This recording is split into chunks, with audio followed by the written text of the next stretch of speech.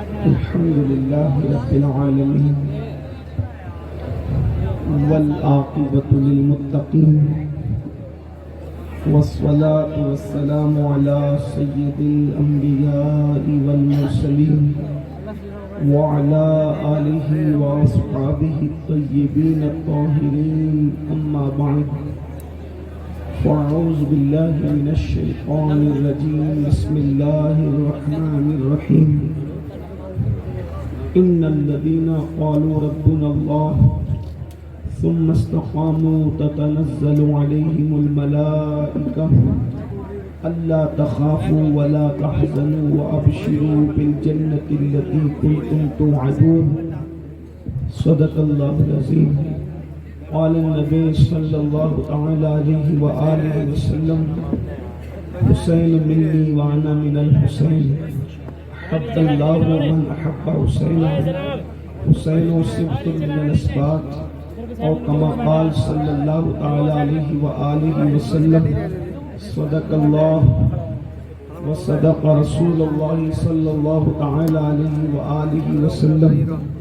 غوث اعظم بمنی بے سرو ساما مددے قبلہ دینی مددے کعبہ ایمان مددے انتظار کرم تست من عینی را اے خدا جو خدا بینو خدا دا مددے بگیردہ بے بلا افتادہ کشتی ضعیفانو شکستہ رات و پشتی بحق کے خواجہ عثمان ہارو مدد کن یا معین الدین چشتی مدد کن یا معین الدین چشتی مدد کن یا معین الدین چشتی. منبر پر رونق افروز حضرت علامہ مفتی سلیم صاحب رضوی مدد اللہ العالی، حضرت قاری اکبر صاحب، حضرت نقیب محفل علامہ سنبلی صاحب، وہ جمیع ذوی الاحترام ذوی الاحتشام باصفا علماء کرام، حاضرین محفل، پردہ نشین ماؤں اور بہنوں، السلام علیکم ورحمۃ اللہ وبرکاتہ. وعلیکم السلام ورحمۃ اللہ. انتہائی احترام و عقیدت کے ساتھ اپنے اور ساری کائنات کی مرکز عقیدت الصلاۃ والسلام علیک یا نبی اللہ، الصلاۃ والسلام علیک یا حبیب اللہ،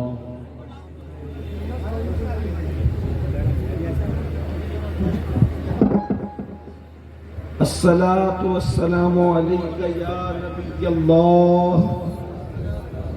الصلاۃ والسلام علیک. اتنا بڑا مجمع درود و سلام بلند آواز سے پڑھیں. الصلاۃ والسلام علیک یا رسول اللہ، الصلاۃ والسلام علیک یا رسول اللہ، الصلاۃ والسلام علیک یا نبی اللہ، الصلاۃ والسلام علیک یا نبی اللہ، الصلاۃ والسلام علیک یا حبیب اللہ، الصلاۃ والسلام علیک یا حبیب اللہ، وعلی آلک واصحابک یا نور اللہ،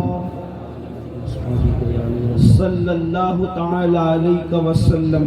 صلی اللہ تعالی علیہ وسلم. سرتاب قدم ہے تنے سلطان زمن، پھول لب پھول دہن پھول زکن پھول بدن پھول، واللہ جو مل جائے میرے گل کا پسینہ، مانگے نہ کبھی عطر نہ پھر چاہے دلہن پھول، دندان و لب و زلف و رخ شاہ کے فدائی، ہے در عدن لال یمن مشک ختن پھول، دل اپنا بھی شیدائی ہے اس ناخن پاکا، دل اپنا بھی شیدائی ہے اس ناخن پاکا، اتنا بھی مہے نو پہ نائے چرک کوہن پھول. سبحان اللہ. کیا بات رضا اس چمنستان کرم کی، کیا بات رضا اس چمنستان کرم کی، زہرا ہے کلی جس میں حسین اور حسن پھول. سبحان اللہ. ماشاءاللہ.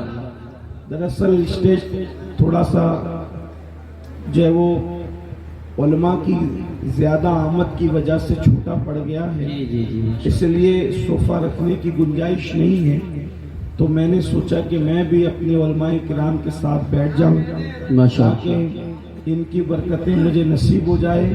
ایک بار سب لوگ بلند آواز سے درود شریف پڑھیں تو میں اپنی گفتگو کو آگے بڑھاؤں. اللہم اللهم صل على سيدنا سیدنا و مولانا محمد معدن الجود والکرم صلی اللہ علیہ وآلہ وسلم. الکرام وابنہ الکریم صلی اللہ علیہ وامتہ الکریمہ یا اکرم الاکرمین وبارک وسلم صلاۃ و سلام علیک یا جد الحسن والحسین.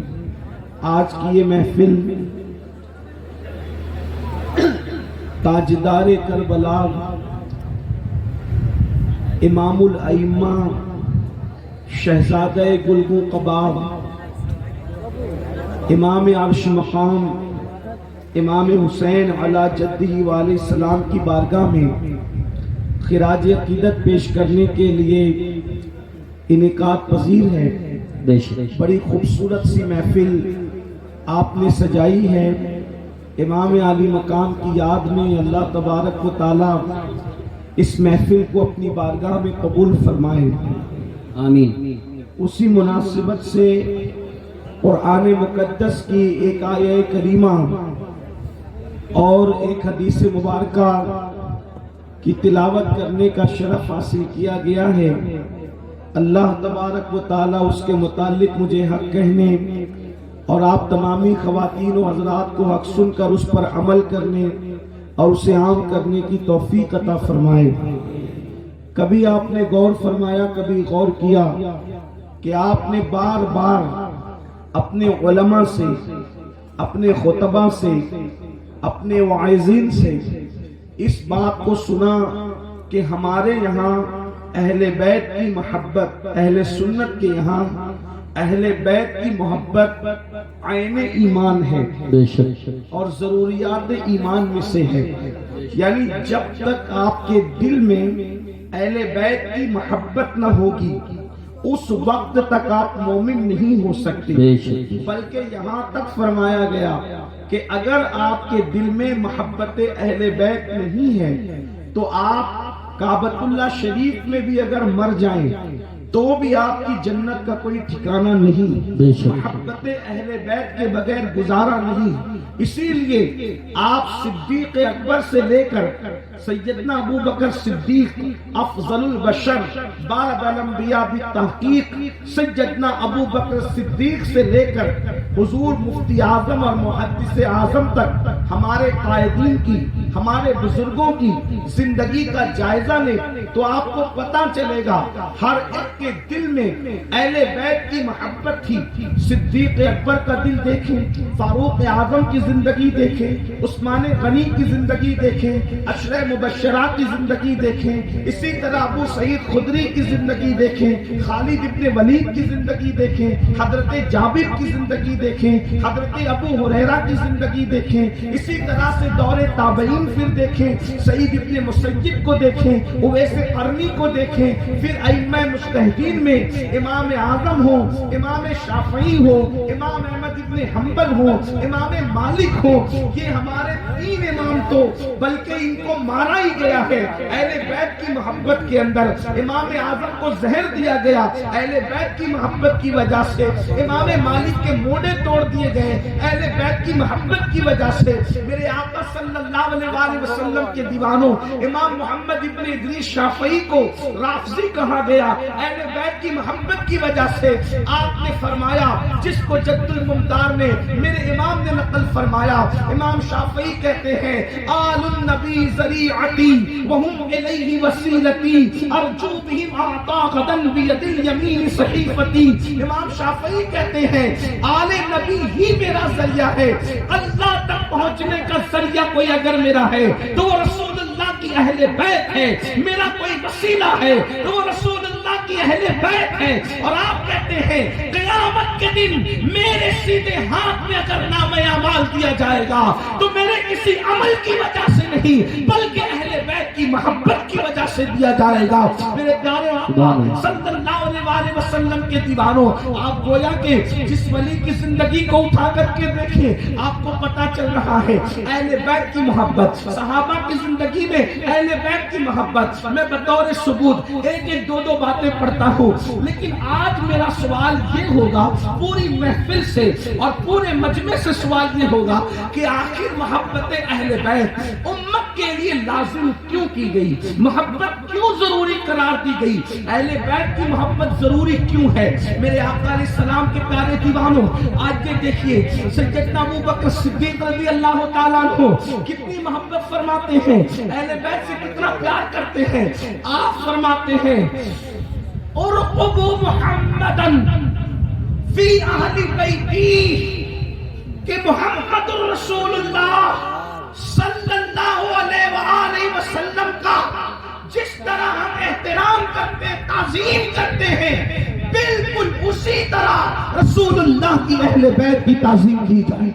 हुजूर का ख्याल करो अहले बैत के मामले में। इसीलिए देखें एक मर्तबा सिद्दीक अकबर रज़ी अल्लाह तबारक व तआला अन्हु इमाम हसन को अपने कंधे पे बिठा के, सिद्दीक अकबर का हसन मुश्तबा से क्या खूनी रिश्ता था? कोई खूनी रिश्ता नहीं था। न चचा लगते थे खूनी तौर पर, न ताया लगते थे खूनी तौर पर, न दादा लगते थे खूनी तौर पर, न नाना लगते थे खूनी तौर पर। हजरत इमाम हसन का खूनी शजरा अलग है, सिद्दीक अकबर का खूनी शजरा अलग है। लेकिन अल्लाह अकबर, सैयदना अबू बकर सिद्दीक, ये अबू बकर सिद्दीक कौन है?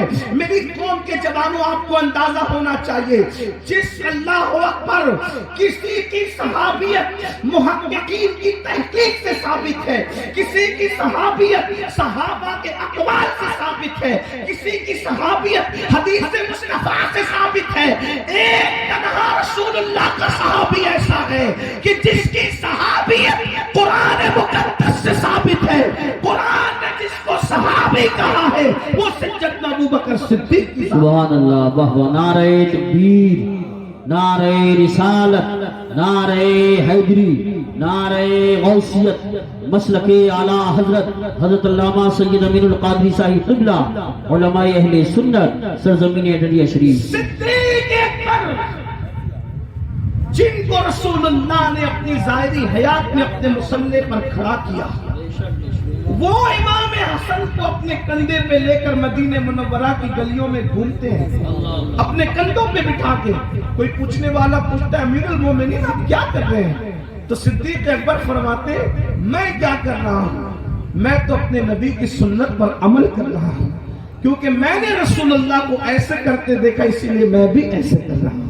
ये सिद्दीक अकबर का अंदाज। उसके बाद सैयदना फारूक आजम को देखें, अमीरुल मोमिनीन, गैजुल मुनाफिकीन, इमामुल मुजाहिदीन, सैयदना उमर इब्न खत्ताब रज़ी अल्लाह तबारक व तआला अन्हु, इमाम हुसैन और इमाम हसन की छोटी बहन सैयदा उम्मे कुलसूम के साथ आप निकाह का पैगाम भेजते हैं और फरमाते हैं कि इनके साथ निकाह करना है। छोटी उम्र की वजह से उज्र किया जाता है। तो उमर इब्न खत्ताब मिंबर में तशरीफ लाते हैं और मिंबर पर आने के बाद फरमाते हैं कि मैं किसी ख्वाहिश की वजह से उम्मे कुलसूम के साथ निकाह नहीं कर रहा हूं, बल्कि उम्मे कुलसूम के साथ निकाह करने का मकसद ये है कि फातिमतुज़ ज़हरा का दामाद बन जाऊं, ताकि रसूलुल्लाह ने जो फरमाया कि क़यामत के दिन सबके हसब व नसब मुनक़ते हो जाएंगे सिवाय मेरे हसब व नसब के, तो फातिमा के रिश्ते से मैं भी रसूलुल्लाह से अपना रिश्ता जोड़ लेना। सुभान अल्लाह, सुभान अल्लाह। इसलिए उम्मे कुलसूम को निकाह का पैगाम दिया गया। उसके बाद दूसरी बात, एक मर्तबा हजरत सैयदना उमर इब्न खत्ताब किसी अहम मीटिंग में मसरूफ है और आपके साहबजादे हजरत सैयदना अब्दुल्ला इब्न उमर इंतजार करते हैं और जब इजाजत तलब करते हैं उस महफिल में आने के लिए तो इजाजत नहीं मिलती। वहीं पर इमाम हुसैन भी मौजूद थे। इमाम हुसैन ने सोचा कि मैं जिससे मुलाकात के लिए जा रहा हूं मुझसे बहुत ज्यादा अजीज مجھ سے بہت زیادہ محبوب تو باپ کو اولاد ہی ہوتی ہے. جب بیٹے کو اجازت نہ ہوئی، جب بیٹے کو اجازت نہ ہوئی محفل میں آنے کی، تو مجھے کیسے اجازت ہو سکتی ہے؟ امام حسین محفل میں آئے بغیر وہیں سے واپس تشریف لے گئے. جب واپس گئے کچھ دنوں کے بعد امیر المومنین فاروق اعظم کی ملاقات جب امام علی مقام سے ہوئی تو فرمایا شہزادے حسین بہت دن ہو گئے آپ ملاقات کے لیے آئے نہیں، آپ ملتے نہیں. امام حسین نے فرمایا امیر المومنین ملنے کے لیے آیا تھا، لیکن آپ کو میں نے دیکھا مصروف، آپ نے اپنے بیٹے کو اجازت نہ دی، بیٹا انتظار میں کھڑا تھا. تو میں نے سوچا جہاں بیٹا منتظر ہو اور بیٹے کو اجازت نہ ملے وہاں حسین کو کیسے اجازت ملے گی؟ اس لیے کہ اولاد جو ہے وہ باپ کو اوروں سے زیادہ محبوب ہوتی ہے. تو فاروق اعظم رضی اللہ تعالیٰ عنہ نے فرمایا حسین وہ عبداللہ اور ہے اور تم اور ہو، تم ابن رسول ہو، اور تم یہ سوچتے ہو کہ عبداللہ کو اجازت نہ ملی تو آپ کو کیسے اجازت مل سکتی ہے؟ آپ نے اپنا امامہ شریف اتار کر کے اپنے بال پکڑ کر کے فرمایا واللہ ہمارے سروں میں جو بال ہے یعنی جو عزتیں ملی ہے وہ بھی تم اہل بیت کے صدقے.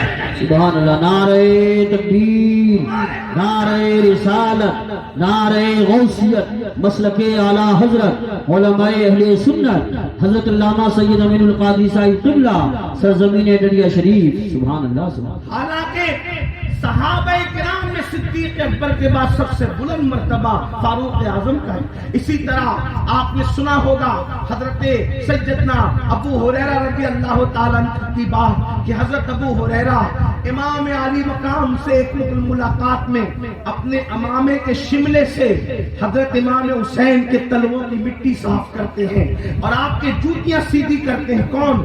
حضرت ابو ہریرہ. عمر میں بڑا فرق ہے، ابو ہریرہ کی داڑھی سفید ہو چکی ہے، امام علی مقام کی داڑھی کالی ہے. یہ ساری چیزیں کبھی آپ محسوس کرتے ہیں؟ کبھی سوچا آپ نے کہ یہ لوگوں نے محبت کی اور ہم پر قیامت تک اہل بیت کی محبت فرض ہے؟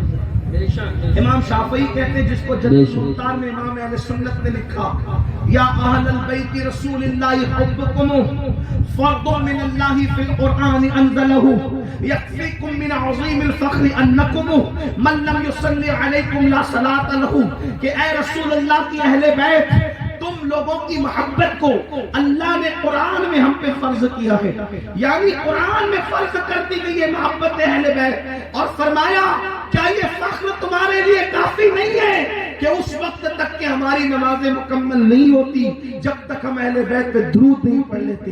اللہ کے رسول علیہ السلام نے جگہ جگہ اہل بیت کا ذکر کیا. خطبہ حجۃ الوداع میں فرمایا کہ میں تمہارے درمیان دو بھاری چیزیں چھوڑ کے جا رہا ہوں، ایک قرآن ہے اور دوسری میری اہل بیت ہے. فرمایا جب تک دونوں کو پکڑے رہو گے کبھی گمراہ نہیں ہوں گے. میرے آقا علیہ السلام کے پیارے دیوانوں، اے میری قوم کے جوانوں، کیا اللہ کے رسول علیہ السلام اپنی اولاد کی محبت کی وجہ سے ہم پہ یہ فرض کر کے گئے؟ اپنی اولاد کی محبت کی وجہ سے ہم پہ لازم کر کے گئے؟ اگر آپ باریک بینی کے ساتھ دیکھیں گے تو اب اصل جو گفتگو آپ کو سمجھنے کی کوشش کرنا ہوگا. میں اپنے سب بھائیوں سے گزارش کرنا چاہتا ہوں، آپ لوگ مجھ سے بہت محبت کرتے ہیں، میں آپ کی محبت کی قدر کرتا ہوں، لیکن اگر آپ چپ رہ کر خاموش رہ کر آنے والی گفتگو سنیں گے تو مجھے زیادہ خوشی ہوگی. اب آپ توجہ کرنا، ماں اور بہنوں کی بھی توجہ چاہتا ہوں. دیکھو ہر باپ چاہتا ہے کہ اولاد سے میں محبت کرتا ہوں میری اولاد سے دوسرے ہی محبت کرے، لیکن اللہ کے رسول علیہ السلام نے اپنی اولاد کی محبت کو صرف اولاد ہونے کی وجہ سے لازم نہیں قرار دیا، بلکہ میرے آقا نے اس کو عبادت کے درجے میں رکھا، اللہ کے رسول نے اس کو عبادت کے درجے میں رکھا.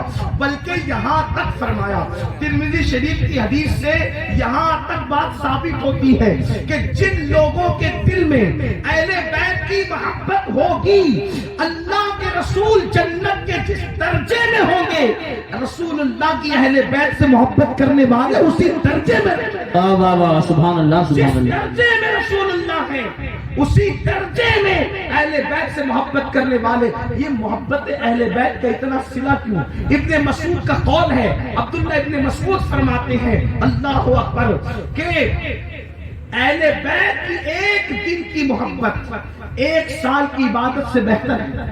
امام المتکلمین علامہ نقی علی خان اپنی کتاب میں شفا کے حوالے سے لکھتے ہیں کہ کوئی اہل بیت کو آتا دیکھ کر، حدیث پاک اللہ کے رسول نے فرمایا کہ کوئی میری اولاد کو آتا دیکھ کر کھڑا نہ ہو تو اللہ اس کو لا علاج بیماری میں مبتلا کر دے گا. یعنی اہل بیت کے معاملے میں اس قدر تاکید ہے وہ آئے تو کھڑے ہو جاؤ، اگر نہیں کھڑے ہوئے تو تم لا علاج بیماری مبتلا ہو جاؤ گے. قاضی شہاب الدین دولت آبادی جو مخدوم اشرف جہانگیر سمنانی کے خلیفہ اور شاگرد ہے، وہ حدیث پاک اپنی کتاب تفسیر میں لکھتے ہیں کہ تمہارے درمیان کوئی بھی آئے، تمہاری مرضی کھڑے رہو یا بیٹھے رہو، لیکن جب رسول اللہ کی اولاد آیا کرے تو تم اٹھ کر کے کھڑے ہو جایا کرو، کیونکہ اللہ کے رسول نے فرمایا ان کو پیچھے کر کے تم آگے نہ جانا، ان کو پیچھے کر کے تم آگے نہ جانا. جو میری اولاد کو، میری اہل بیت کو پیچھے کر کے آگے جائے گا، قیامت کے دن جب وہ آئے گا تو اس کی پیشانی پہ لکھا ہوگا یہ اللہ کی رحمت سے محروم کر دیا گیا ہے، اور اس کا چہرہ سیاہ کر دیا جائے گا. ہر جگہ پہ اہل بیت، اہل بیت، اہل بیت، اہل بیت. آپ سے پوچھنا چاہتا ہوں، حتیٰ کہ جب آیت درود نازل ہوئی، ان اللہ وملائکتہ یصلون علی النبی یا ایھا الذین آمنوا صلوا علیہ وسلموا تسلیما اللہم صل علی سیدنا محمد وعلی آل سیدنا محمد. جب یہ آیت درود نازل ہوئی تو صحابہ کرام نے کہا یا رسول اللہ ہم درود کیسے پڑھے؟ تو میرے آقا نے فرمایا مجھ پر مجرد درود نہ پڑھا کرو، مجھ پر اکیلا درود نہ پڑھا کرو. کافر یا رسول اللہ کیسے پڑھے؟ تو سرکار فرماتے ہیں یہ نہ کہو اللہم صلی علی محمد، یہ نہ کہو، بلکہ یوں کہو اللہم صلی علی محمد وعلی آل محمد. یعنی جب مجھ پہ درود پڑھنا تو اکیلے مت پڑھنا، صرف مجھ پہ مت پڑھنا، بلکہ میری آل بیت کے ساتھ ملا کے مجھ پہ درود پڑھنا، میری آل کے ساتھ مجھ پہ درود پڑھنا. اللہ اکبر. آپ اٹھا کر کے دیکھیں اہل بیت، اہل بیت، اہل بیت. حتیٰ کہ یہ آیت مبارکہ جب نازل ہوئی اللہ تبارک و تعالیٰ قرآن مقدس میں ارشاد فرماتا ہے وَقِفُوهُمْ إِنَّهُمْ مَسْئُولُونَ کہ ان کو روکا جائے گا، سوال کیا جائے گا. تو ابن حجر اسقلانی ابن حجر مکی اپنی کتاب میں لکھتے ہیں وَقِفُوهُمْ إِنَّهُمْ مَسْئُولُونَ ان کو روک کر کے پوچھا جائے گا. تو کیا پوچھا جائے گا؟ ابن حجر اس کی تفسیر کرتے ہوئے بیان کرتے ہیں اللہ اکبر کہ جب نماز، روزے، حج، زکات کے سارے حساب ہو جائیں گے تو پھر روکا جائے گا جنت میں جانے سے پہلے کہ تم نے رسول اللہ کی اہل بیت سے محبت کی تھی، ان کا حق ادا کیا تھا یا نہیں کیا تھا. یہ سوال آخری میں تم سب سے کیا جائے گا. آخر محبت اہل بیت اتنا اہم کیوں؟ تو مجھے جو بات سمجھ میں آئی وہ یہ اپنے بزرگوں کے اقوال سے، ان کی تعلیمات سے، کہ جو جس سے محبت کرتا ہے وہ اسی کے نقش قدم پہ چلتا ہے. سبحان اللہ، سبحان اللہ، ماشاء اللہ، ماشاء اللہ. اہل بیت کو ہر جگہ جو رکھا صرف اولاد ہونے کی وجہ سے نہیں رکھا، کیونکہ رسول اللہ کے علم میں یہ بات ہے، حضور یہ جانتے ہیں کہ کوئی کتنا بھی بگڑے گا لیکن میری اہل بیت صراط مستقیم پر قائم رہے گی. حضور علیہ الصلوۃ والتسلیم کی نگاہیں دیکھ رہی تھی سن 60 ہجری کا طوفان آئے گا، اور 60 ہجری کے طوفان میں دین بدلا جائے گا، سنت رسول بدلی جائے گی، عدل و انصاف کا قانون بدلا جائے گا، محرمات کے ساتھ نکاح کی ترکیبیں بنے گی، سود عام ہوگا، شراب اعلانیہ پی جائے گی. اس وقت کچھ لوگ مصلحت کے تحت رخصت پر عمل کرتے ہوئے گھروں میں بیٹھے ہوں گے. حالانکہ ان کا گھروں میں بیٹھنا کوئی جرم نہیں ہوگا کیونکہ شریعت اس کی اجازت رخصت کی دیتی ہے، لیکن جب سب بیٹھیں گے اس وقت میرے دین کے لیے جو اٹھے گا وہ کوئی اور نہیں ہوگا، وہ میرے ہی خاندان سے، میری اہل بیت سے ہوگا. اس کے بعد آپ دیکھیں جب ہندوستان کفرستان بنا ہوگا اس وقت 90 لاکھ کو کلمہ پڑھانے والا کسی اور خاندان سے نہیں ہوگا، وہ خاندان اہل بیت سے ہوگا. جب دین مردہ ہو رہا ہوگا تو دین کو زندہ کرنے والا بغداد میں جو اٹھ کے کھڑا ہوگا وہ کسی اور کے خاندان کا نہیں ہوگا، وہ بھی اہل بیت کے خاندان کا، جسے دنیا عبد القادر جیلانی غوث اعظم کے نام سے یاد کرے گی. اسی طریقے سے اللہ اکبر 14 سال کی عمر میں اللہ کے دین کے لیے شہید ہونے والا کسی اور کے خاندان کا نہیں، مسعود سالار غازی اہل بیت کے خاندان کا ہوگا۔ اسی طریقے سے کفرستان کے اندر صابر کلیہ کی شکل میں دین کا پرچم لہرانے والا اہل بیت کے خاندان سے ہوگا۔ دلی میں انقلاب پیدا کرنے والا محبوب الہی نظام الدین اولیاء خاندان اہل بیت سے ہوگا۔ اللہ اکبر، لاہور کی سرزمین پر خدا کے دین کا محافظ بن کے کھڑا ہونے والا داتا علی حجویری اہل بیت کے خاندان سے ہوگا۔ اسی طرح قیامت کے قریب کوئی خاندان دین کے لیے اٹھے نہ اٹھے، آخری میں جو محمد مہدی کی شکل میں اللہ اکبر دین کا حمایتی بن کر کے اٹھے گا، اکیلا تنے تنہا، وہ بھی خاندان نبوت کا چشم چراغ خاندان اہل بیت سے ہوگا۔ تو اہل بیت کی تعلیم اس لیے دی گئی کہ جو جس سے محبت کرتا ہے اسی کے طریقے پر، اسی کے نقش قدم پر چلتا ہے۔ اب مسلمانوں، ہم سے کہا گیا میری اہل بیت سے محبت کرو۔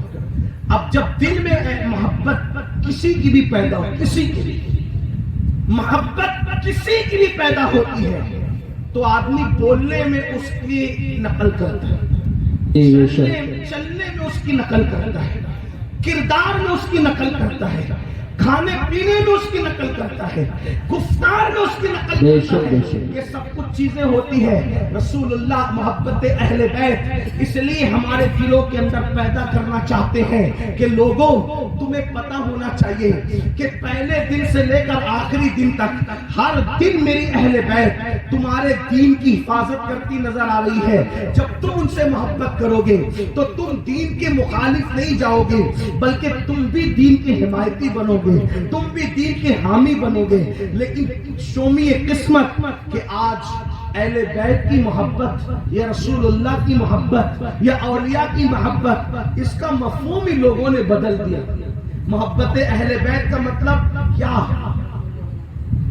شربت، کھچڑا، نیاز، گرما گرم آفزیوں کی نقل والا، رسومات والا محرم۔ اب تو سنیوں والا محرم بہت سارے علاقوں میں دیکھنے کے لیے آنکھیں ترس رہی ہیں، اور ظلم اور دہشت گردی کا ماحول لوگوں کا یہ ہے کہ علماء کو بولنے کی بھی اجازت نہیں، علماء کو بولنے کی بھی اجازت نہیں۔ جو علماء بولے، جو علماء گفتگو کریں، چھوڑ دو، ضرورت نہیں، چھوڑ دو۔ اب کوئی بات نہیں، میں تو بات سمیٹ رہا ہوں، اب بہت بات تو اختتام کی طرف جاری ہے، اب تھوڑی دیر سن لے، بس کوئی لمبی نہیں کریں۔ آپ توجہ فرمائیں، ایک بار درود شریف پڑھیے۔ درود پڑھنے کو کہتا ہوں تو درود شریف آواز بھی نہیں آتی، پتہ نہیں کیا مسئلہ ہے۔ ارے میرے بھائیوں، ایک مرتبہ درود پڑھنا یہ جہاد اور حج میں شرکت کرنے سے افضل ہے۔ بے شک ایک بار درود پڑھنا حج سے زیادہ ثواب، جہاد میں شرکت کرنے سے زیادہ ثواب ہے۔ پھر آپ سے کہا جاتا ہے درود شریف پڑھو، آپ چھپ رہتے ہیں، بھائی درود شریف تو پڑھ لو اللہ کے بندو۔ صلی اللہ علیہ وسلم یا رسول اللہ صلی اللہ علیہ وسلم وبارک وسلم صلاۃ و سلام علیک یا رسول اللہ صلی اللہ علیہ وسلم۔ علماء کہتے ہیں، علماء پر ایسا روب، مقرروں پر ایسا روب، کوئی نہیں بول سکتا غلط رسموں کے خلاف، اور جو بولے گا اس پر آستینیں چڑھے گی، اس کو ماں بہن کی گالیاں دی جائے گی، اس کو خارجی ناسبی کہا جائے گا۔ میں تم سے پوچھنا چاہتا ہوں، کڑوں کو اہل بیت کی محبت کا نام دینے والوں، ناڑوں کو اہل بیت کی محبت کا نام دینے والوں، کالے پیلے کپڑوں کو اہل بیت کی محبت کا نام دینے والوں، کلر سے محبت کا کوئی تعلق نہیں ہے، بلکہ کردار سے محبت کا تعلق ہے، دلوں سے محبت کا تعلق ہے۔ اللہ کے رسول صلی اللہ علیہ وسلم جو اہل بیت کی محبت کی دعوت دے رہے تھے، اس لیے دے رہے تھے تاکہ اے لوگوں، جس وقت لوگ گمراہی کے دلدل میں پھنسے، اس وقت تمہیں امام حسین کا کردار یاد ہونا چاہیے۔ چاہیے کہ حسین نے کس طرح کردار کی زندگی گزاری، امام علی مقام کی زندگی کیا تھی، امام حسن پاک کی زندگی کیا تھی، ان کی زندگیاں ہم بھول گئے۔ میں آپ سے پوچھنا چاہتا ہوں، آپ مجھے بتائیں کہ کربلا کے 3 دن صرف ہم امام علی مقام کو دیکھ لیں اور پھر اپنے آپ کو دیکھیں، بہت توجہ کے ساتھ آپ سننا، امام علی مقام کو دیکھیں اور اپنے آپ کو ہم دیکھیں تو آپ کو یہ بات معلوم کرنی پڑے گی کہ ہم حسینی کردار پر ہیں یا یزیدی کردار پر ہیں۔ بڑی معذرت کے ساتھ حسینی کہلا کر یزید کا کردار زندہ کرنے والی قوم اگر زمین کی پشت نے دیکھا ہوگا تو وہ 14ویں صدی نے دیکھا، 14ویں صدی کے اندر دیکھا۔ اللہ اکبر، جتنے پاپ جتنے جرائم یزید کر رہا ہے وہ سارے جرائم اس قوم کے اندر موجود ہے جو اپنے آپ کو حسینی کہہ رہی ہے۔ امام حسین کا کوئی کردار اس قوم کے اندر موجود نہیں۔ وجہ اس لیے کہ امام علی مقام کی زندگی پڑھی نہیں، امام علی مقام کی زندگی سنی نہیں، صرف بس جذباتی نعرے، ہر جگہ جذباتی نعرے، ہر جگہ جذباتی نعرے۔ آئیے میں 2 باتیں پڑھتا ہوں آپ کے سامنے، برا مت ماننا، میری گفتگو آخری تک سننا۔ دیکھیے، ایک ہے کردار یزید اور ایک ہے امام حسین کا کردار، 2 کردار ہمارے سامنے ہیں۔ اب ہمیں یہ دیکھنا ہے، میں نہیں کہوں گا کہ کون یزید کے کردار پر ہے اور کون امام حسین کے کردار پر ہے، میں صرف آپ کو اتنا بتاؤں گا یہ یزید کرتا تھا اور یہ امام حسین کرتے تھے۔ اب آپ کو اپنے اندر ڈوب کر خود سوچنا ہے، اپنے من میں ڈوب کر، باجا سراغ زندگی تو اگر میرا نہیں بنتا نہ بن، اپنا تو بن۔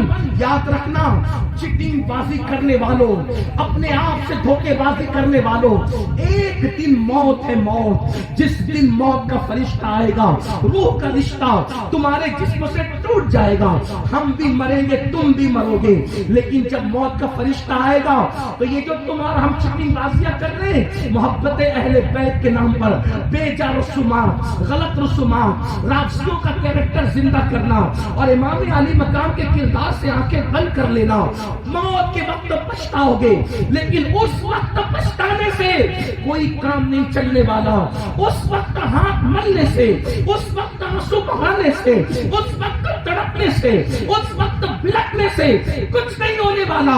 آؤ میں دونوں کا کردار پڑھتا ہوں، میری پوری گفتگو کا حوالہ ابن جریر طبری کی تاریخ تبری ہوگی، امام جلال الدین سیوطی کی تاریخ خلفاء ہوگی، ابن کثیر کی البدایہ والنہایہ ہوگی، اسی طریقے سے آئین قیامت ہوگی، اللہ اکبر، اور ساتھ ہی ساتھ مشہد حسین، علامہ ابو اسحاق، اللہ اکبر۔ اب آئیے ان سب کتابوں کا اتنے مجموعہ، اللہ اکبر، امام علی مقام علی جدی علیہ السلام کا یزید سے اختلاف ہوا، یزید سے امام کا اختلاف ہوا۔ دیکھو اختلاف کی کوئی نہ کوئی وجہ ہوتی ہے، بنیادی وجہ ہوتی ہے۔ اگر آج کسی سے کوئی اختلاف ہو، مثال کے طور پر 2 علماء کا اگر اختلاف ہو تو کوئی نہ کوئی مسئلہ بیچ میں بنتا ہے کہ اختلاف کی وجہ کیا ہے، ٹھیک ہے، لیکن ایک بات یاد رکھنا، جو بہت بڑے لوگ ہوتے ہیں جن کے پاس ہر نعمت ہوتی ہے وہ جلدی سے کسی سے اختلاف نہیں کرتے، لوگ ان سے اختلاف کرتے، وہ اوروں سے جلدی سے اختلاف نہیں کرتے جس کے پاس نعمتیں ہوتی ہے۔ اللہ اکبر، امام علی مقام کے پاس کمی کس چیز کی تھی؟ امام حسین کے پاس کمی کس چیز کی تھی؟ حسن ایسا تھا، حسن ایسا تھا، علامہ عبد الرحمن جامی کہتے ہیں امام حسین اتنے خوبصورت تھے کہ جب رات کے وقت آپ گلیوں میں چلتے تھے تو لوگ آپ کے چہرے کی روشنی کے اندر راستہ طے کرتے ہوئے نظر آتے تھے۔ حسن جمال کا عالم یہ تھا، اللہ اکبر، اور نسب کتنا اعلیٰ، جس کا نانا رسول، جس کی نانی ام المومنین خدیجۃ الکبریٰ، جس کے بابا علی کے مرتضیٰ، جس کی امی سیدہ فاطمہ زہرا، نسب اتنا اعلیٰ تھا، اللہ اکبر۔ وہ امام علی مقام علم بے مثال، حسن بے مثال، نسب بے مثال، خاندان بے مثال، تقوی بے مثال، طہارت بے مثال، خون بے مثال، سب کچھ بے مثال۔ ارے ان کا گھر بھی اتنا بے مثال تھا کہ اس گھر میں سجد الملائکہ جبریل امین بھی اجازت کے بغیر داخل نہیں ہوتے تھے، ان کے گھر میں بے اجازت جبرائیل آتے نہیں۔ قدر والے جانتے ہیں قدر شان اہل بیت، اتنا اعلیٰ گھر، ان کی امی اتنی مقدس تھی کہ جس کے سر کے دوپٹے کو کبھی چاند و سورج نے نہیں دیکھا. میرے امام کہتے ہیں جس کا آنچل نہ دیکھا مہو مہر نے اس ردائے نظامت پہ لاکھوں سلام. لیکن امام نے اختلاف کیا یزید سے. یزید پلید بدترین انسان. جتنی گندگیوں کے نام میں لے لوں ساری گندگیاں کم ہوتی ہے, یزید زیادہ گندا ہے. ٹھیک ہے, اتنا پلید ہے یزید. یزید کو کسی نے اچھا نہیں کہا. علماء اہل حدیث انہوں نے بھی اچھا نہیں کہا. ان کی اکثریت وحید الزمان اپنی کتاب ہدیۃ المہدی کے اندر یزید کے بارے میں کہتے ہیں, وہ تو لکھتے ہیں کہ یزید تو ایسا تھا کہ اس نے کہا تھا معاذ اللہ ثم معاذ اللہ کہ بنو ہاشم پر کوئی وحی نازل نہیں ہوئی تھی.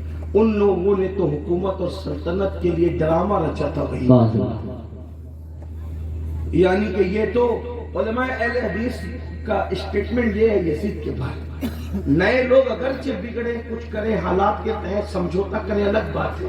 وحید الزمان کی کتاب ہدیۃ المہدی موجود ہے, آپ اس میں دیکھ سکتے ہیں. اسی طریقے سے آپ علماء دیوبند کی کتاب اٹھا کر دیکھیں, قاری طیب انہوں نے اپنی کتاب میں شہید کربلا کے اندر جگہ جگہ یزید کی مذمت کی.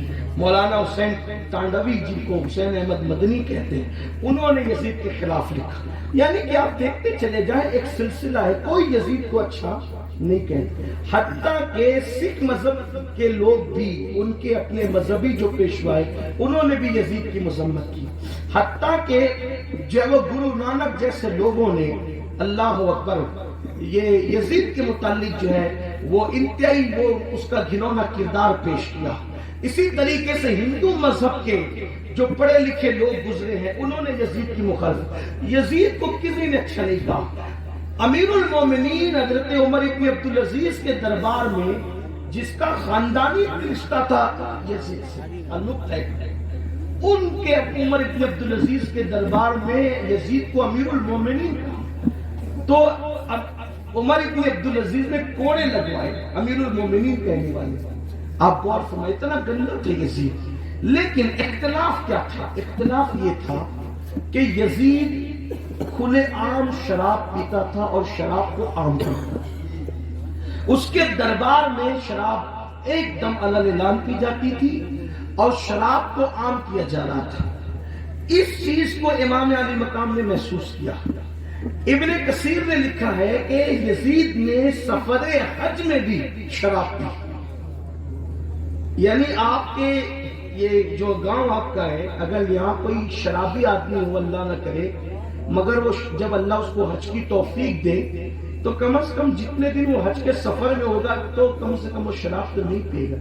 آپ حج کے سفر کی بات کرتے ہیں, لوگ اجمیر شریف جاتے ہیں تو بگڑے ہوئے کام نہیں کرتے, غریب نواز کے احترام اور تعظیم میں. لیکن یزید اتنا پلید, اتنا گندا, اتنا نکما, اس قدر نیچ حرکت کا انسان تھا کہ اس نے سفر حج میں بھی مدینہ منورہ میں شراب پی. اب آپ دیکھیں امام علی مقام علی جدی علیہ السلام اس کی بدکاریوں کو, بد کرداریوں کو محسوس کر رہے تھے. امام نے جو اس کے ہاتھ پر بیعت نہیں کی اور اس سے اختلاف کیا, نفرت کی, وجہ یہ تھی کہ اگر امام اس کے ہاتھ پہ بیعت کر لیتے تو کل اٹھ کر کے کوئی شراب کے خلاف تقریر کر ہی نہیں سکتا تھا, شراب کے خلاف, نشے کے خلاف کوئی بات کر ہی نہیں سکتا تھا. کیوں؟ اگر کوئی کرنے جاتا تو لوگ کیا کہتے, تو بڑا ہے کہ امام حسین پڑھے. جب ایک شرابی کے ہاتھ پہ امام حسین نے بیعت کر لی تو پھر تو کون ہوتا ہے اس کے خلاف بات کرنے والا. لیکن میرے امام کی غیرت دیکھو, علی اکبر جیسا بیٹا دیا, ہم شبیہ پیغمبر علی اکبر جیسا بیٹا دیا, لیکن آپ نے یزید کے ہاتھ میں اپنا ہاتھ نہیں دیا. آپ نے علی اصغر جیسا 6 مہینے کا شہزادہ دیا, لیکن یزید کے ہاتھ میں اپنا ہاتھ نہیں دیا. آپ نے قاسم جیسا 19 سال کا جوان قربان کیا, لیکن یزید کے ہاتھ میں اپنا ہاتھ نہیں دیا. اب مجھے بتاؤ اے میری قوم کے جوانوں, یزید شراب پی رہا ہے اور شراب کو عام کر رہا ہے, شراب کے ماحول کو عام کر رہا ہے, نشے کو عام کر رہا ہے. امام علی مقام اس سے جنگ کر کے بتا رہے ہیں کہ میری جنگ جو ہے ذات یزید سے نہیں، ذات یزید سے تو بعد میں ہے، پہلے کردار یزید سے، یزید کی ذات سے جنگ بعد میں، پہلے کردار یزید سے جنگ ہے۔ اور اب امام ہمیں سمجھا رہے ہیں اب جس کا بھی یہ کردار ہوگا اس سے میری کبھی صلح نہیں ہو سکتی، اس سے بھی میری جنگ ہے۔ اب پتہ چلا کہ اگر کسی کے ہاتھ میں شراب کی بوتل ہے، کسی کے ہاتھ میں نشے کی گولیاں ہے، کسی کے ہاتھ میں گانجا چرس ہے، کسی کے ہاتھ میں نشہ کرنے والی ادویات ہے، تو امام عالی مقام کا وہ چاہے جتنا نام لے، حسین پاک جیسے یزید سے جنگ کر رہے تھے ویسے امام حسین آج ان شرابیوں سے، نشہ کرنے والوں سے بھی جنگ کر رہے ہیں۔ اب لوگ کہتے ہیں مولانا کیا ہو گیا آج، مسلمان بہت بے چین ہے، مسلمان بہت پریشان ہے، مسلمان بہت تکلیف میں ہے، مسلمان بہت بلاؤں میں ہے، مسلمانوں کو مارا جا رہا ہے، مسلمانوں کو پیٹا جا رہا ہے، مسلمانوں کو تباہ کیا جا رہا ہے، مسلمانوں کو برباد کیا جا رہا ہے۔ ذرا توجہ کرنا، میں بہت اہم جملہ کہنے جا رہا ہوں، اگر غلطی کروں گا تو میرے علماء میری اصلاح کریں گے۔ آپ کیا کہہ رہے ہیں؟ مسلمانوں کو تباہ کیا جا رہا ہے، مسلمانوں کو برباد کیا جا رہا ہے۔ میں کہتا ہوں تلوار کسی کی بھی نظر آ رہی ہے، وہ اس کی تلوار نہیں ہے، اصل میں مار تم پر امام حسین کی ہے۔ تلوار کسی کی بھی نظر آ رہی ہے لیکن مار امام حسین کی ہے۔ کیوں؟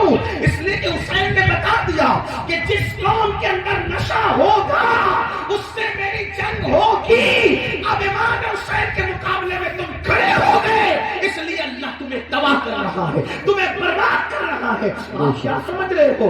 امام علی مقام کوئی چھوٹی موٹی ہستی نہیں۔ اللہ اکبر، مجھے بتاؤ مسلمانوں کے محلے میں جتنی نشے کی چیزیں بکتی ہے کیا اوروں کے محلے میں بکتی ہے؟ جتنا نشہ مسلمانوں کے علاقوں میں کیا جاتا ہے کیا اوروں کے علاقوں میں کیا جاتا ہے؟ آپ سے پوچھنا چاہتا ہوں اس قدر نشے میں ڈوبنے والی قوم 15ویں صدی کے اندر اگر کوئی ہے وہ قوم مسلم ہے۔ اللہ اکبر، 16 سال کے 17 سال کے لڑکے اور لڑکیاں باضابطہ طور پر نشے کی طرف جا رہے ہیں، کالج چھوڑ کر، یونیورسٹی چھوڑ کر، تعلیم چھوڑ کر نشے کی طرف۔ کس مسلمان کو نہیں پتا اللہ کے رسول مصطفیٰ کریم رؤوف الرحیم صلی اللہ علیہ وسلم نے فرمایا جس نے نشہ کیا اس نے محمد پر نازل ہونے والی کتاب کا گویا کہ انکار کیا۔ اللہ اکبر، اللہ اٹھا کر حدیث رسول دیکھو، اللہ کے رسول علیہ السلام فرماتے ہیں نشہ کرنے والے جب قیامت کے دن اٹھ کر کے اللہ کی بارگاہ میں آئیں گے، نشہ کرنے والے، کاش میری یہ آواز، یہ میری گنہگار آواز، یہ میری بے اثر آواز، کاش اللہ اس میں اثر پیدا کر کے کسی نشہ کرنے والے جوان تک پہنچا دے کہ اللہ کے رسول علیہ السلام فرماتے ہیں نشہ کرنے والا جب قیامت کے دن اللہ کی عدالت میں اٹھ کر کے آئے گا تو اس کا چہرہ سور کی طرح، خنزیر کی طرح ہوگا، اور اس کی آنکھوں سے خون ٹپک رہا ہوگا، اس کی آنکھوں سے خون بہ رہا ہوگا، اور وہ اپنی منہ سے الٹی کر رہا ہوگا تو وہ الٹی پاخانے کی الٹی ہوگی، یعنی اس کے منہ سے غلاظت پاخانہ نکل رہا ہوگا۔ منہ سور کا، توجہ کریں، منہ سور کا، خنزیر کا، آنکھوں سے خون اور منہ سے پاخانہ، اور پورے بدن پر سانپ اور بچھو چپکے ہوئے ہوں گے، اور جن آلات کے ساتھ وہ نشہ کرتا تھا وہ آلات اس کے ہاتھ میں ہوں گے، اور آس پاس فرشتے ہوں گے جو اس پر لعنت کر رہے ہوں گے، اس پہ لعنت برسا رہے ہوں گے۔ اس ذلت و رسوائی کے ساتھ اللہ اکبر، نشہ کرنے والا قیامت کے دن اللہ کی عدالت میں آئے گا۔ لوگ اس سے پوچھیں گے کہ تو کون ہے، تو کون ہے؟ یہ میں اپنی مرضی سے نہیں کہہ رہا ہوں، فقیہ ابو اللہ سمرقندی نے اس کو اپنی کتاب میں لکھا ہے، میں کوئی بات اپنی طبیعت سے کہنے کا عادی نہیں۔ اللہ اکبر، فقیہ لکھتے ہیں جب اس ذلت کے ساتھ نشہ کرنے والا میدان قیامت میں آئے گا تو لوگ کہیں گے تو کون ہے، اتنی ذلت کے ساتھ تو آ رہا ہے تو اس کو کہا جائے گا بتا تو کون ہے؟ فرشتے کہیں گے لوگوں یہ دنیا کے اندر نشہ کرتا تھا، یہ دنیا میں شراب پیتا تھا، یہ دنیا میں نشہ کیا کرتا تھا، اب آپ مجھے بتائیں کتنی ذلت ہے نشہ کرنے والوں کے لیے۔ اب آپ دیکھیں یزید نشہ کرتا تھا، امام علی مقام نشے کے خلاف تھے۔ اب آپ سے پوچھتا ہوں حسینیت نشہ کرنے کا نام ہے یا نشے کی مخالفت کرنے کا نام ہے؟ آپ مجھے جواب دیں، نشہ کرنے کا نام حسینیت ہے یا نشے کی مخالفت کرنے کا نام حسینیت ہے؟ اب اگر کوئی نشہ کر رہا ہے تو چاہے اس کا نام غلام حسین ہو، چاہے اس کا نام غلام علی ہو، چاہے اس کا نام عباس ہو، اگر وہ نشہ کر رہا ہے تو غلام حسین نام ہونے کے باوجود وہ حسین کا غلام نہیں، وہ یزید کا غلام ہے، کیونکہ وہ یزید کا کردار زندہ کر رہا ہے۔ نکلو سنیو میری قوم کے جوانوں، اے مسلمانوں، یزیدی کردار سے باہر نکلو۔ دوسری بات بہت لمبی نہیں کرنے والا، گرمی کا موسم ہے، آپ لوگ بہت گرمی میں بیٹھے اس کا مجھے خیال ہے، لیکن دوسری بات ایک دو بات اور کروں گا، بات ختم کروں گا۔ دوسری بات یزید علل اعلان نمازوں کو ترک کرتا تھا، وہ نماز نہیں پڑھتا تھا، اس نے سفر حج میں بھی نماز چھوڑی، مدینہ منورہ آ کے بھی اس نے نماز میں غفلت کی۔ امام کے سامنے اس کا یہ کردار موجود تھا، یہ کیریکٹر موجود تھا۔ آپ سے پوچھنا چاہتا ہوں، لوگ اس پر ہنستے ہیں، ہم لوگ کا مذاق اڑاتے ہیں، ابھی تک یہ لوگ نماز روزے میں ڈوبے ہوئے، ابھی تک یہ لوگ نماز روزے کی بات کریں، دنیا کہاں پہنچ گئی؟ یہ ابھی تک نماز روزے کی بات کرتے ہیں۔ میں نے کہا دنیا کہیں نہیں پہنچے، ہماری نماز، توجہ کرنا، ہماری نماز ہمیں وہاں تک لے جاتی ہے چاند پر جانے والے جہاں کا تصور نہیں کر سکتے، کیونکہ میرے نبی نے فرمایا جو بندہ نماز میں سجدے میں ہوتا ہے تو اللہ اور بندے کے درمیان سارے پردے اٹھا دیے جاتے ہیں، تو گویا کہ سجدہ کرنے والا ڈائریکٹ خدا کی بارگاہ میں پہنچ جاتا ہے۔ بلکہ ایک حدیث پاک ہے کہ جب تم سجدہ کرتے ہو تو تمہارا سر خدا کے قدموں میں ہوتا ہے۔ اللہ کے قدم ہمارے قدم کی طرح نہیں ہے، وہ جسم و جسمانیات سے پاک ہے، لیکن سمجھانے کے لیے کہا گیا کہ بندے جب تو سجدہ کرتا ہے تو تیرا سر خدا کے قدموں میں ہوتا ہے۔ جیسے وجہ اللہ ہے، ید اللہ ہے، ویسے قدم بھی بیان کیے گئے، لیکن ہمارے قدموں کی طرح یہ قدم نہیں ہے جس میں انگلیاں ہیں، ناخن ہے، ایسا نہیں ہے۔ تو فرمایا اللہ اکبر کہ تیرا سر اس کے قدموں میں ہوتا ہے، اس کی چوکھٹ پہ ہوتا ہے، اور وہ تیرے سامنے ہوتا ہے اور تو اس کے سامنے ہوتا ہے، جو جسم و جسمانیات سے، زمان و مکان سے پاک ہے۔ گویا کہ اس کی انوار اور تجلیات تجھے چاروں طرف سے گھیر لیتے ہیں، تیرا احاطہ کیے ہوئے ہیں۔ میرے آقا علیہ السلام کے پیارے دیوانوں، یزید نماز میں کوتاہیاں کرتا تھا۔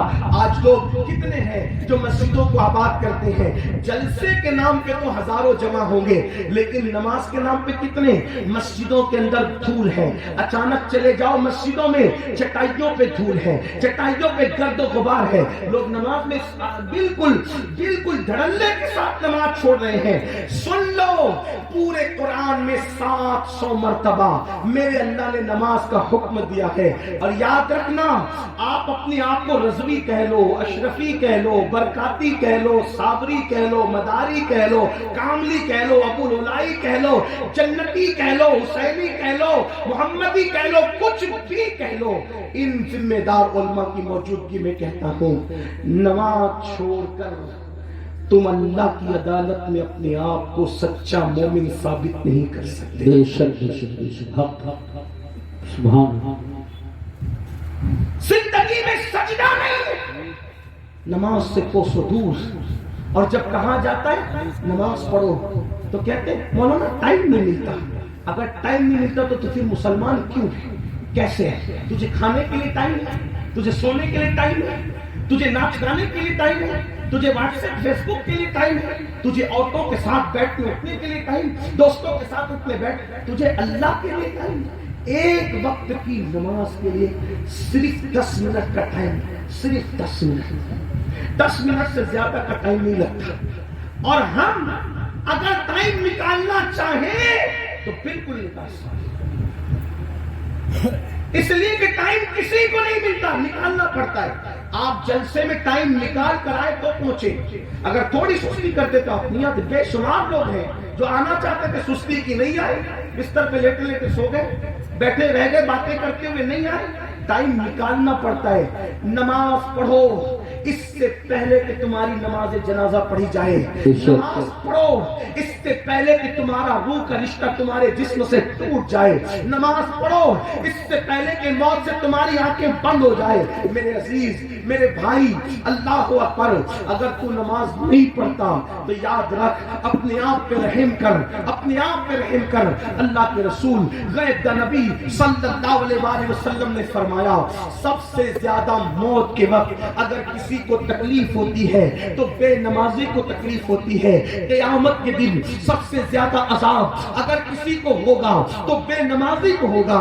ایک حدیث سن لیجئے جس کو علامہ عثمان ابن حسن نے درۃ الناصحین کے اندر نقل کیا ہے۔ یہ حدیث سن لیں، اس کے بعد ایک اور بات کر کے بات مکمل کرتے ہیں۔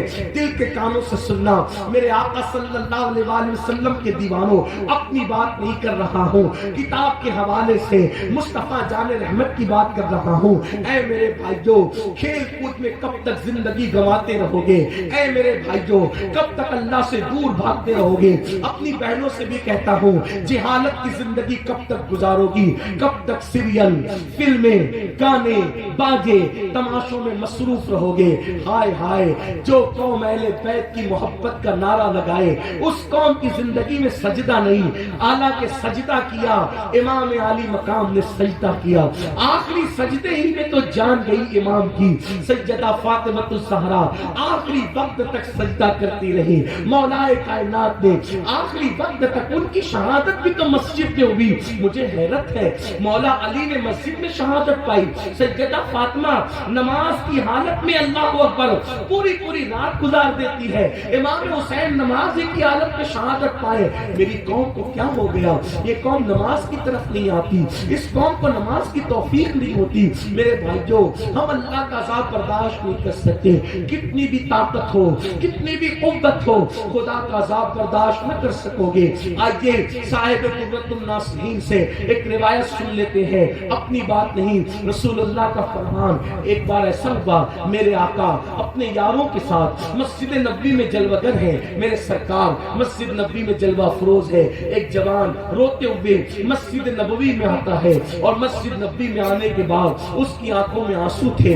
اللہ کے رسول غیب دا نبی صلی اللہ علیہ وآلہ وسلم اس کو روتا ہوا دیکھ کر اس کے حال زار پہ رحم کرتے ہوئے اس سے پوچھتے ہیں، اے جوان تو کیوں رو رہا ہے؟ تیرے رونے کی وجہ کیا ہے؟ تیری آنکھ میں آنسو کیوں ہے؟ اس جوان نے کہا، یا رسول اللہ صلی اللہ علیہ وآلہ وسلم، میرے ماں باپ آپ پہ قربان، آقا میرے باپ کا انتقال ہو گیا، میرا باپ مر گیا، میں دیہات میں رہتا ہوں، میرے باپ کو نہ کوئی غسل دینے والا ہے، نہ کوئی کفن پہنانے والا ہے، یا رسول اللہ اس لیے میں رو رہا ہوں، میرے باپ کی موت کے بعد بھی نہ کوئی غسل دینے والا، نہ کوئی کفن پہنانے والا۔ اللہ کے رسول غیب دا نبی مصطفیٰ جان رحمت صلی اللہ علیہ وآلہ وسلم نے سیدنا صدیق اکبر اور فاروق اعظم سے فرمایا، تم دونوں جاؤ اور جا کر کے اس کے باپ کو غسل دو اور اس کے باپ کو کفن پہناؤ۔ اللہ اکبر، جب میرے آقا کے دونوں یار صدیق و فاروق تشریف لے گئے اس کو نہلانے کے لیے، جیسے اس کے منہ سے چادر ہٹائی،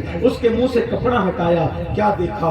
اس کا منہ کالے سور کی طرح تھا، اس کا منہ کالے خنزیر کی طرح تھا، یعنی اس کا منہ انسانوں کی طرح نہیں تھا بلکہ کالے سور کی طرح، کالے خنزیر کی طرح۔ یہ بات میری نہیں ہے میرے بھائی، صاحب درۃ الناصحین اس کے ذمہ دار ہے، یہ مصطفیٰ جان رحمت کا فرمان ہے۔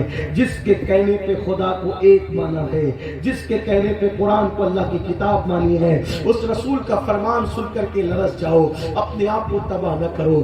یہ دنیا کا مال جس کے لیے رات و دن دوڑتے ہو، مرنے کے بعد یہی پڑا رہ جائے گا۔ تمہارے مال پر لوگ عیش کریں گے، تمہارے مال پہ لوگ آرام کریں گے، نہیں دیکھتے لوگ مر گئے مال چھوڑ کر کے، آج ان کی اولاد عیش کرتی ہے، ان کے لیے کبھی مغفرت کی دعا نہیں کرتی، ان کی قبروں پر کوئی جا کے فاتحہ پڑھنے والا نہیں، کوئی مغفرت کی دعا کرنے والا والا نہیں. وہ مغفرت کی دعاؤں کو تڑپ رہے ہیں, مغفرت کی دعاؤں کو ترس رہے ہیں. میرے بھائیوں, اپنے آپ کو تباہ نہ کرو, اپنی آخرت کی فکر کرو, اپنی قبر کی فکر کرو, میدان محشر کی فکر کرو, اللہ کی عدالت کی فکر کرو. ہوا کیا, سیدنا صدیق اکبر اور فاروق اعظم فرماتے ہیں کہ جب اس کے چہرے سے ہم نے کپڑا ہٹایا تو اس کا منہ کالے خنزیر کی طرح, کالے سور کی طرح تھا.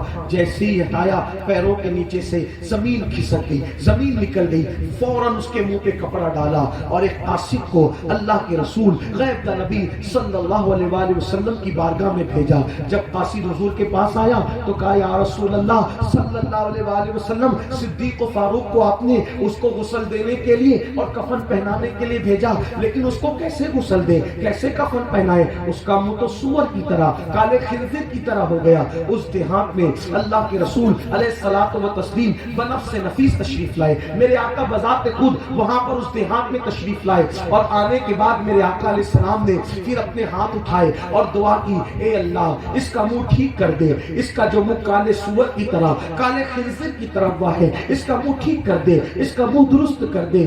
جب دیکھا گیا حضور کی دعا تھی, عنایت کا جوڑا, اجابت کا سہرا, دلہن بن کے نکلی. دعائے محمد اجابت نے جھک کر گلے سے لگایا. بڑی ناز سے جب دعائے محمد ہوا, یہ حضور نے دعا کی, اس کا چہرہ ٹھیک ہو گیا. فوری طور پہ صحابہ نے, اصحاب مصطفیٰ نے غسل دیا. غسل دینے کے بعد کفن پہنایا. کفن پہنانے کے بعد صحابہ کرام نے پھر اس کی نماز جنازہ پڑھی. صحابہ نے اس کی نماز جنازہ پڑھی. نماز جنازہ کس نے پڑھی؟ صحابہ نے. میرے بھائیوں توجہ کرنا, کسی مسجد کے امام نے نہیں, ہم جیسے مولوی صاحب لوگوں نے نہیں, اللہ اکبر, ہم جیسے پیر صاحب لوگوں نے نہیں, بلکہ اصحاب مصطفیٰ نے روئے زمین پر, روئے زمین پر, چشم فلک نے اور پشت زمین نے انبیاء کے بعد اگر سب سے بہترین کوئی مخلوق دیکھا ہے تو اس کو اصحاب مصطفیٰ کہتے ہیں, اسے صحابہ کہتے ہیں. صاحب درۃ الناصحین کے مطابق صحابہ نے نماز جنازہ پڑھی اور نماز پڑھنے کے بعد جب اس شخص کو قبر میں رکھا جانے لگا تو کسی نے دھیرے سے کہا, پہلے تو اس کا منہ کالے سور اور خنزیر کی طرح ہو گیا تھا, اب مرنے کے بعد جب منہ ایسا ہوا تو قبر میں رکھنے سے پہلے پہلے بھی تو ایک بار دیکھ لو کہ اس کا منہ کیسا ہے. دفن کرنے سے پہلے پہلے تو اس کا منہ دیکھ لو, منہ کیسا ہے. جب نماز جنازہ کے بعد اور دفن سے پہلے پھر کپڑا ہٹایا گیا چہرے سے تو اب بھی اس کا منہ کالے سور کی اور کالے خنزیر کی طرح تھا. اگر آج کسی کا منہ ایسا ہو جائے تو کتنا ہنگامہ ہوگا. اس وقت ہوا, دیکھنے والوں میں ہمت تھی, طاقت تھی. اللہ کے رسول زمین کے اوپر ظاہری طور پہ موجود تھے. صحابہ نے پوچھا, آقا اس کا منہ کالے سور کی طرح, کالے خنزیر کی طرح بار بار کیوں ہو جاتا ہے؟ تو میرے آقا نے خود کوئی جواب نہیں دیا, فرمایا اس کے بیٹے کو بلا. جب اس کے بیٹے کو بلایا گیا تو فرمایا, تو سچ بتا, میرا اللہ کسی پہ ظلم نہیں کرتا, میرا اللہ کسی پہ ظلم نہیں کرتا, زیادتی نہیں فرماتا. میرا اللہ تو اپنے بندوں سے بہت پیار کرتا ہے, وہ کسی کو اس طرح کی سزا بلا وجہ نہیں دیتا. تجھے بتانا ہوگا کہ تیرے باپ کا جرم کیا تھا, تیرا باپ کرتا کیا تھا, کیا کرتا تھا تیرا باپ. تو اس جوان نے کہا, یا رسول اللہ صلی اللہ علیہ وآلہ وسلم, میرا باپ ہر نیکی کرتا تھا, لیکن جب نماز کا وقت آتا تھا تو نماز کے وقت میں وہ سو جاتا تھا, وہ نماز نہیں پڑھتا تھا, میرا باپ بے نمازی تھا. تب میرے آقا نے فرمایا, جو دنیا میں نماز نہیں پڑھے گا, جب قبر میں وہ دفن کیا جائے گا اور قیامت کے دن قبر سے اس کو اٹھایا جائے گا, جو دنیا میں نماز نہیں پڑھے گا, جب اس کو اس کی قبر سے قیامت کے دن اٹھایا جائے گا تو اس کا منہ بھی کالے سور اور کالے خنزیر کی طرح ہوگا.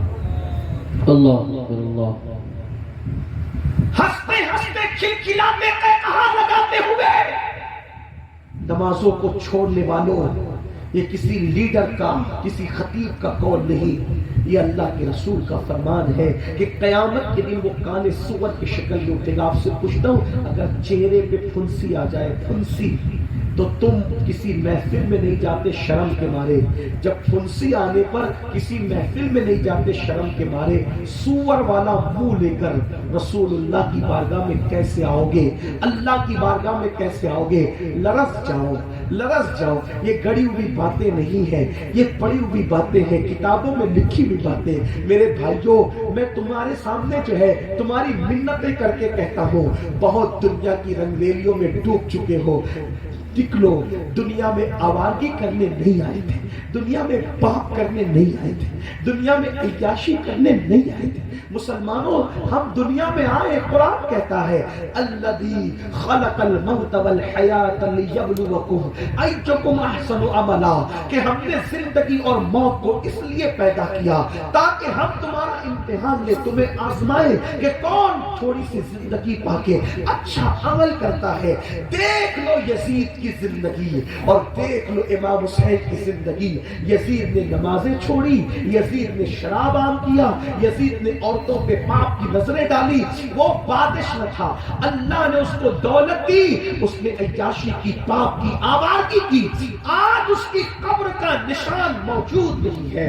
15 بیٹے چھوڑ کے مرا تھا، ایک بھی بیٹا اس کی نسل میں موجود نہیں۔ میرے حسین نے اللہ کے دین پر اپنا سب کچھ لٹا دیا، بھوکے پیاسے رہے مگر نماز نہیں چھوڑی، عبادت نہیں چھوڑی۔ ارے تاریخ کی اوراق گواہ ہے کہ کٹا ہوا سر ہے، نیزے پہ چڑھا ہے، لیکن حسین بتا رہے ہیں میرے جسم کا تعلق میرے سر سے ختم ہو گیا ہے، لیکن تلاوت قرآن کر کے بتا رہے ہیں اب بھی قرآن سے میرا رشتہ موجود ہے۔ نیزے پہ قرآن سنا کر کے بتایا قرآن سے اب بھی میرا رشتہ نہیں ٹوٹا۔ جسم سے سر کا رشتہ تو کٹ چکا ہے، لیکن قرآن سے میرا رشتہ اب بھی باقی ہے۔ میرے امام نے نماز پڑھی، صراط مستقیم پہ رہے، سچائی پہ رہے، اللہ کے دین پہ استقامت کے ساتھ ڈٹے رہے۔ کیا ہوا؟ ایک بیمار چھوڑ کر گئے، ایک بیمار۔ آج مسلمانوں کی کوئی بستی ایسی نہیں ہے جہاں امام حسین کی اولاد نہ رہے۔ اس لیے یزید کو عبرت کی نگاہ سے دیکھو، چلتے پھرتے یزید بنو، اللہ کی بارگاہ میں رجوع کرو، توبہ کرو۔ پتہ نہیں کس کی زندگی کب ہے، کب تک ہے، ہمیں نہیں۔ یہ مت سوچنا میرے بھائی، بس گفتگو اینڈ کی طرف جا رہی ہے۔ خلاصہ کلام کہ جوانی میں گل چھدے اڑاؤں گا، عیش کروں گا، جب بوڑھا ہو جاؤں گا تب توبہ کروں گا۔ جوانی میں بھی موت آتی ہے، آ سکتی ہے۔ آج ابھی توبہ کرو، ابھی پلٹو، ابھی پلٹو، ابھی واپس آؤ، ابھی واپس آؤ۔ اللہ تعالیٰ نے آدم علیہ السلام کی پیدائش سے 4000 سال پہلے، آدم علیہ السلام کی پیدائش سے 4000 پہلے عرش پر لکھا تھا کہ میرا بندہ ساری زندگی گناہ کر کے اگر ایک مرتبہ توبہ کرے گا تو میں اس کے تمام گناہوں کو بخش دوں گا۔ سبحان اللہ، سبحان اللہ۔ اللہ کا وعدہ ہے جو توبہ کرے گا اللہ اس کو بخش دے گا۔ آئیے دین کی طرف واپس آئیے، بے نمازی پن چھوڑیے، نشے کی عادت چھوڑیے، جھوٹ کی عادت چھوڑیے، پاپ کی عادت چھوڑیے۔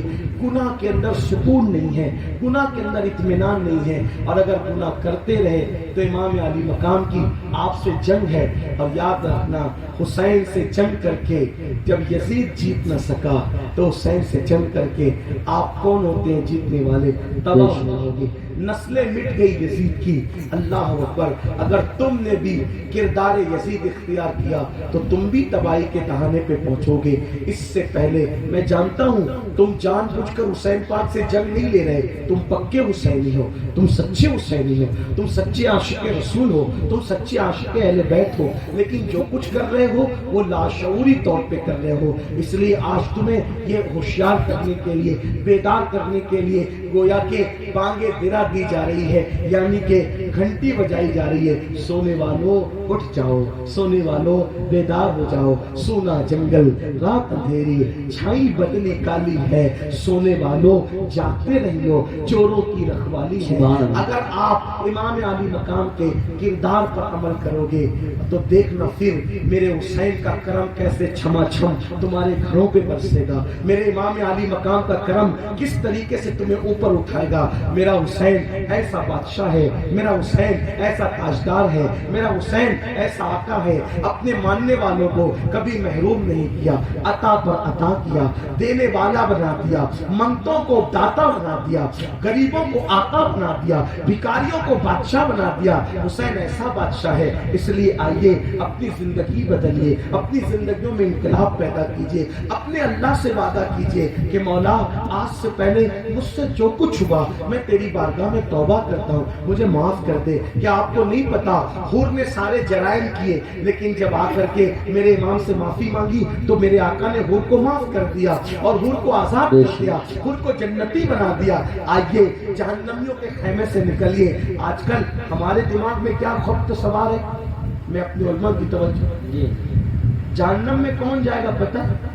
صرف وہ 72 فرقے جائیں گے بس۔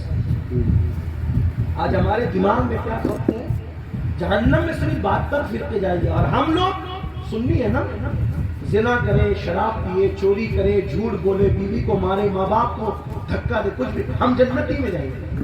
یہ جنت لکھا کے لائے گئے تم، وہ 72 فرقے جہنم میں جائیں گے، یہ بات صحیح ہے، اس میں مجھے کوئی اختلاف نہیں، لیکن یہ جو آپ کا خبط ہے کہ ہم کچھ بھی کریں جنت میں جائیں گے، یہ دھوکہ ہے، بے شک بہت بڑا دھوکہ ہے۔ یہاں امام المتکلمین علامہ نقی علی خان پہنچ کر کے بہت بڑی بات کہتے ہیں، فرمایا یہ فکر رکھنے والے یہودیوں سے بھی 2 قدم آگے نکل گئے۔ اللہ یہودی تو بس اتنا کہتے تھے کہ ہم کچھ بھی کریں گے، چند دن جہنم میں رہیں گے پھر جنت میں چلیں گے، یعنی ان کو یہ تھا کہ ہم چند دن جہنم میں رہیں گے، لیکن یہ میری قوم ایسی کنفرم جنت لے کر کے آئی ہے، کچھ بھی کرو، کلمہ یاد نہیں پھر بھی یہ جنت ہے، غسل نہیں پھر بھی یہ جنت ہے، وضو کا ڈھنگ نہیں پھر بھی یہ جنت ہے، پوری زندگی نماز پڑھنا نہیں سیکھا پھر بھی جنت، تم بھی دھوکے میں ہو۔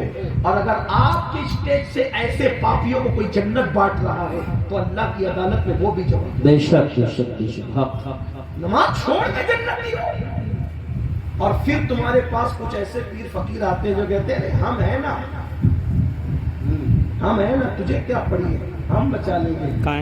میں کہتا ہوں یہ بات کسی اللہ والے نے کبھی نہیں، جی بے شک بے شک، یہ بات اللہ کے رسول نے خود نہیں فرمائی، اللہ کے رسول نے خود نہیں فرمائی کہ جو چاہو کرو میں بچا لوں گا، بلکہ حضور نے اپنے خاندان کے لوگوں سے، حضور نے اپنے خاندان کے لوگوں سے کہا اے بنو ہاشم، حضور اپنے خاندان والوں سے کہا اے بنو ہاشم عمل کرنا، عمل، کہیں ایسا نہ ہو کہ دوسرے لوگ عمل لے کر آئے اور تم صرف نسب لے کر آؤ، جس کو عمل نے پیچھے کر دیا اس کو نسب کبھی آگے نہیں کر سکتا۔ اللہ اللہ حضور نے اپنے خاندان والوں کو نصیحت فرمائی، اور آج ہم صرف لوگوں کی چاپلوسی کی خاطر لوگوں کو بھی دھوکہ دے رہے۔ اب ان کو دیکھو مفتی سلیم کو، یہ اللہ والے، ان کو دیکھو جنتی ہو جاؤ گے، یہ دیکھو ان کو یہ جنتی ہو جاؤ گے، پاگل ہو گئے جن کے چہرے دکھا کر جنت بانٹ رہے ہو اس بے نمازی قوم کو جن کو کلمہ نہیں آتا۔